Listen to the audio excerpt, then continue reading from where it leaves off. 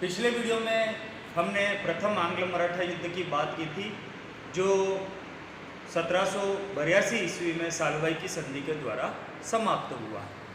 अगले 20 वर्षों तक मराठों और अंग्रेजों के बीच में शांति बनी रही। इसके बाद द्वितीय आंग्ल मराठा युद्ध जो 1803 से 1805 के बीच में हुआ, इस युद्ध की भूमिका इन पिछले 20 सालों में बनी। भूमिका कैसे बनी उसके ऊपर बात करते हैं। द्वितीय आंग्ल मराठा युद्ध लॉर्ड वेलेस्ली के काल में हुआ था, जो भारत का गवर्नर जनरल बनकर आया था। मराठों की बात करें, मराठे इन 20 सालों में अपने दूसरे शत्रुओं के साथ लड़ते रहे और उनको पराजित करके वह अपनी सत्ता में, अपनी ताकत में बढ़ोतरी करने लगे। इधर लॉर्ड वेलेस्ली जो भारत का गवर्नर जनरल बनकर आया, 1796 में जो तत्कालीन पेशवा था माधवराव द्वितीय, उसकी मृत्यु हो गई और उसकी मृत्यु के बाद बाजीराव द्वितीय एक नया पेशवा बनकर हमारे सामने आया। लेकिन ये बाजीराव द्वितीय बिल्कुल अयोग्य पेशवा था। मराठों के लिए नाना फडणवीस थे, जो उस समय अपनी योग्यता के बलबूते पर मराठों को एकजुट करके उन्होंने रखा था। लेकिन बदकिस्मती से 1800 ईस्वी में नाना फडणवीस की भी मृत्यु हो गई और फडणवीस की मृत्यु के बाद जो मराठों का संगठन था वह बिखर गया और सभी मराठा सरदार अपना प्रभुत्व स्थापित करने के लिए आपस में लड़ने लगे।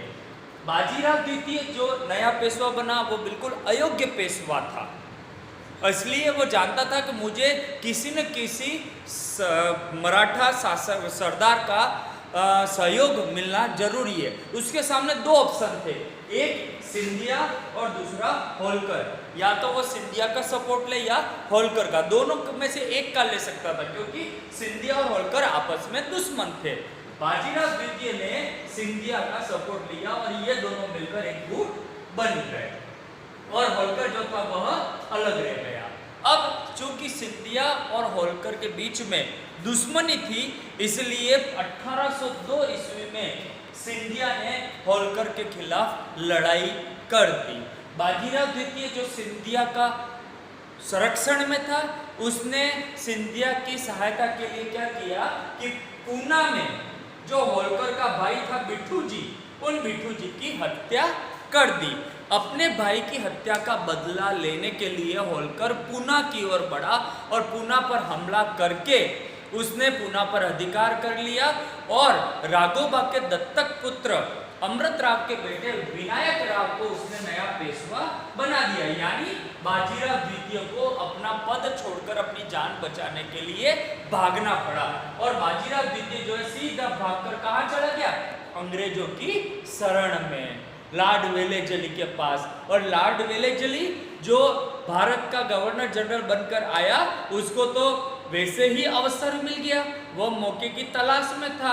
तो पेशवा जब उसके पास आया और उससे सहायता की मांग की और कहा कि मुझे पुनः पेशवा बनाओ, तो वेलेस्ली ने उसके सामने अपनी सहायक संधि रख दी कि पहले इस संधि को स्वीकार करो, फिर हम तुम्हारी सहायता करेंगे। और बाजीराव द्वितीय ने पेशवा बनने के लिए अंग्रेजों के साथ एक संधि कर ली, जिसको इतिहास में बसीन की संधि कहा जाता है। 31 दिसंबर 1802 को बसीन की संधि हो गई और इस संधि के द्वारा अंग्रेजों ने बाजीराव द्वितीय को फिर से पेशवा बना दिया। अब यहां से द्वितीय आंग्ल मराठा युद्ध प्रारंभ होता है। जून 1803 में बाजीराव द्वितीय फिर से अंग्रेजों की शरण में पेशवा बन गया। लेकिन जो ये सहायक संधि पेशवा ने की थी, वो अन्य मराठा सरदारों को रास नहीं आई, क्योंकि एक तरह से यहाँ पर इस संधि के द्वारा मराठों की जो स्वाभिमान था, उस स्वाभिमान को एक बहुत बड़ी चोट पहुंची थी। इसलिए सिंधिया, भोसले, होलकर और गायकवाड़, चार जो लोग थे, उसमें सिंधिया और भोसले ये दोनों तो साथ हो गए। गायकवाड़ अंग्रेजों का मित्र था, इसलिए वो पहले से ही अंग्रेजों के साथ था और होलकर जो था वो उस समय इन सबसे दूर पूना छोड़कर मालवा चला गया था। तो इस प्रकार यह युद्ध शुरू हुआ सिंधिया और भोसले के द्वारा।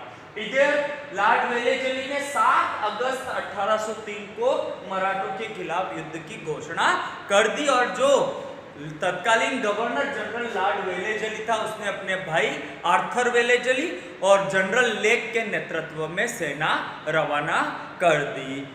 असाई नामक स्थान पर वेलेजली ने भोसले और सिंधिया की संयुक्त सेना को पराजित किया। 17 इस प्रकार प्रथम जो टकराव हुआ, इस टकराव में ये पराजित हुए और 17 दिसंबर 1803 को भोसले ने पराजित होकर अंग्रेजों के साथ देवगांव की संधि कर ली और इस प्रकार उसको अंग्रेजों के समक्ष समर्पण करना पड़ा। इसके बाद जनरल लेक उसने सिंधिया के साथ लड़ाई की। लासवाड़ी नामक स्थान पर सिंधिया की सेना बुरी तरह से पराजित हुई और 30 दिसंबर 1803 को सिंधिया को भी अंग्रेजों के सामने आत्मसमर्पण करना पड़ा और सुरजी अर्जुन गांव की संधि उसके साथ करनी पड़ी। इस प्रकार भोसले और सिंधिया दोनों ही पराजित होकर अंग्रेजों की शरण में आ गए और उन्होंने वेलेजली के साथ जो वसीम की संधि हुई थी पेशवा की, उस संधि को भी स्वीकार कर लिया। अब बचा कौन? होलकर। होलकर जो अभी तक निष्क्रिय था वो अब सक्रिय हो गया और होलकर ने अप्रैल 1804 में अंग्रेजों के खिलाफ लड़ाई शुरू कर दी। अप्रैल 1804 में होलकर ने लड़ाई शुरू कर दी और लड़ाई शुरू करके उसने राजपुताने के जो शासक अंग्रेजों के मित्र थे उनके ऊपर हमला कर दिया। तो लॉर्ड वेलेजली ने कर्नल मॉनसन को इसके खिलाफ भेजा। कोटा के निकट मुकुंदरा दर्रे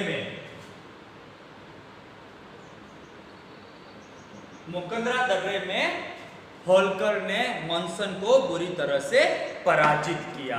आगे बढ़कर होलकर ने भरतपुर पर हमला किया और भरतपुर के शासक के साथ संधि कर ली। इससे आगे बढ़कर उसने दिल्ली का घेरा डाल दिया, यद्यपि वह दिल्ली को नहीं जीत पाया। इधर अंग्रेजों ने देखा कि होलकर दिन प्रतिदिन आगे बढ़ता जा रहा है, तो अंग्रेजों ने क्या किया, होलकर की जो राजधानी थी इंदौर, उसके ऊपर घेरा डाल दिया। अपनी राजधानी के ऊपर अंग्रेजों का अभियान देखकर होलकर अपनी सेना लेकर दिल्ली से राजधानी की ओर लौटा और फर्रुखाबाद में वो उसकी भिड़ंत जो है वो अंग्रेजों के साथ हुई और यहाँ पर होलकर को बुरी तरह से पराजित होना पड़ा और पंजाब की तरफ भाग गया। इधर जो अंग्रेजी गवर्नर जनरल था वेलेजली, उसका जो सेनापति था जनरल लेक, उसने भरतपुर का अभियान किया क्योंकि भरतपुर का शासक अंग्रेजों का मित्र होते हुए भी उसने होलकर का सहयोग किया था और उसने भरतपुर का घेरा डाल दिया, लेकिन भरतपुर को नहीं जीत पाया और उसको भरतपुर के शासक के साथ संधि करनी पड़ी। इस प्रकार ये सारा जो घटनाक्रम हुआ यह द्वितीय आंग्ल मराठा युद्ध का घटनाक्रम था जो 1803 से लगाकर 1805 के मध्य हुआ। इस प्रकार अब स्थितियां ऐसी बनती जा रही थी कि मराठों की शक्ति समाप्त होती जा रही थी और अंग्रेज जो थे वो अपने अभियान में कामयाब होते जा रहे थे। अभी द्वितीय आंग्ल मराठा युद्ध की हमने चर्चा की। अगले चरण में हम अंतिम और तीसरे आंग्ल मराठा युद्ध के ऊपर विचार करेंगे। बहुत बहुत धन्यवाद।